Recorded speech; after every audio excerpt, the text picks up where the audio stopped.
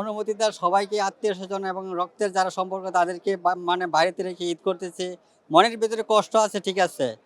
তো কিভাবে আমার ওয়াইফকে বললাম যে কি করার, ছাতা নিয়ে যাও, ছাতা নিয়ে বের হয়ে গেছি। বলে ছাতা আমি আনছি, আর কেউ আনে নাই।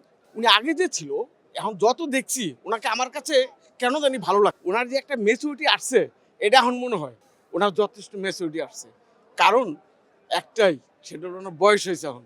আমার দেশের বাড়ি ময়মনসিংহ। আমি ব্যবসার সুবাদে ঢাকায় আসছি। তবে জীবনের প্রথম ঢাকাতে ঈদ করা। তো মানে মা বাবা ভাই বোন সবাইকে ফেলে ঢাকায় ঈদ করছে। মানে মনের ভিতরে মানে কষ্ট থাকলেও মানে আনন্দ ফিল করতেছি। জীবনের প্রথম এত বড় ঈদগাহ মাঠে নামাজ আদায় করতে পারছি এবং আবহাওয়াটা অনেক সুন্দর, কোনো মানে শৃঙ্খলার অনেক সুন্দর, কোনো বিশৃঙ্খলা ঘটে নাই। সেই জন্য আল্লাহ তাআলার কাছে অনেক শুকরিয়া এবং সবাইকে ঈদ উল ফিতরের শুভেচ্ছা ও অভিনন্দন এবং ঈদ মুবারক।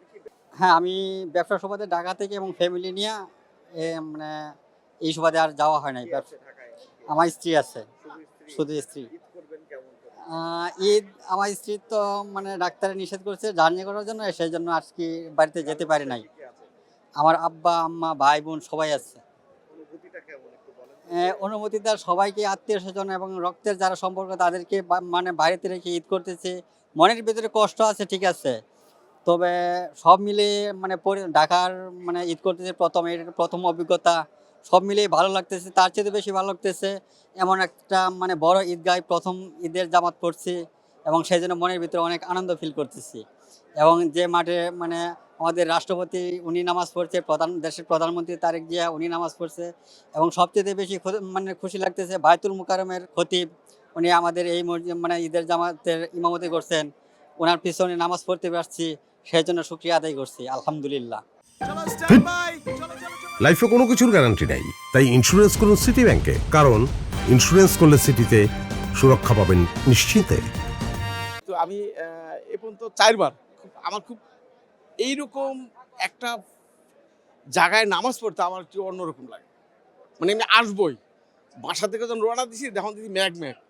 তো কীভাবে আমার ওয়াইফকে বললাম যে কি করার, ছাতা নিয়ে যাও, ছাতা নিয়ে বের হয়ে গেছি। বলে ছাতা আমি আনছি, আর কেউ আনে নাই। তো আমি আসবই, হেঁটে হইলেও আসবো, এরকম প্ল্যান ছিল। আসছি আলহামদুলিল্লাহ।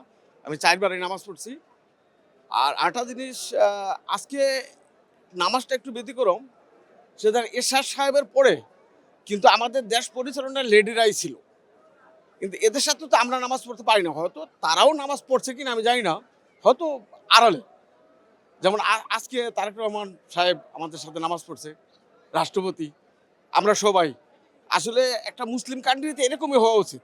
আমি চাই তারেক রহমান দেশ চালাচ্ছে, ওনাকে আসলে এখন উনি আগে যে ছিল, এখন যত দেখছি ওনাকে আমার কাছে কেন জানি ভালো লাগছে।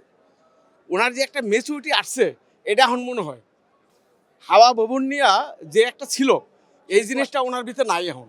আমার মনে হয় দেশ পরিচালনা করার জন্য, দেশকে ভালোভাবে চালানোর জন্য ওনার যথেষ্ট ম্যাচুরিটি আসছে। কারণ একটাই, সেটা হলো ওনার বয়স হয়েছে এখন। আগে তো বয়স কম ছিল। বয়সের তো একটা দোষ গুণ থাকেই মানুষের, তাই না? তো আমি দোয়া করি আসলে তারেক রহমান আমাদের দেশটারে অনেক দূর আগায় নিয়ে যাক, দল মত নির্বিশেষে। আওয়ামী লীগ, বিএনপি, জামাত, আমরা এদেশেই বসবাস করি, এদেশের নাগরিক।